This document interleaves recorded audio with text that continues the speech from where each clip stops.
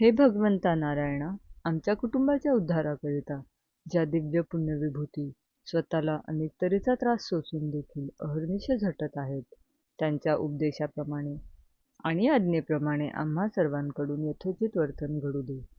आमच्या हातून घडलेल्या पातकांची व प्रमादांची या क्षणापासून तरी पुनरावृत्ती न हो. बिकट आर्थिक व इतर प्रतिकूल परिस्थितीमुळे वैतागून जाऊन आणि क्षुद्र मनोविकारांना किंवा कोत्या समजुतींना बळी पडून आळसामुळे अथवा अज्ञानामुळे तुमच्या मनात त्यांच्याविषयी जे काही अनुदार विचार आले असतील अथवा अनुदार उद्गार तोंडावाटे निघाले असतील किंवा त्यांच्या उपदेशाविरुद्ध कृती घडली असेल, त्या सर्वांबद्दल मी तुझी व त्या सर्वांची अनन्य भावाने क्षमा मागते.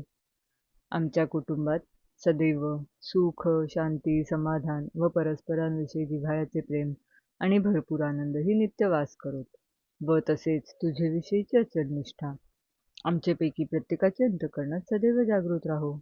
आमच्या राहिलेल्या आयुष्यात आमच्या हातून त्यांनी योजलेले महत्कार्य अत्यंत उत्साहाने आणि यशस्वीरित्या पार पडो व इतरही अनेक सत्कृत्ये प्रत्येही घडत राहोत.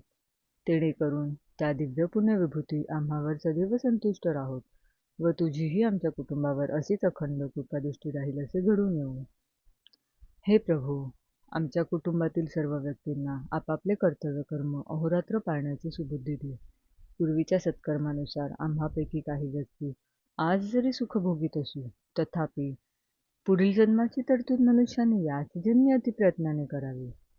अशा तऱ्हेच्या तुझ्या नित्यशुद्ध वाचने तू जगाला जो धडा घालून दिला आहेस, त्याला अनुसरून आणि उपकाराची फेड उपकाराने न होईल अशीच बुद्धी हे दयाघना कुटुंबातील सर्व व्यक्तींना तू दे. एवढीच मागणी तुझ्या चरणी अत्यंत लीन होऊन मी मागत आहे.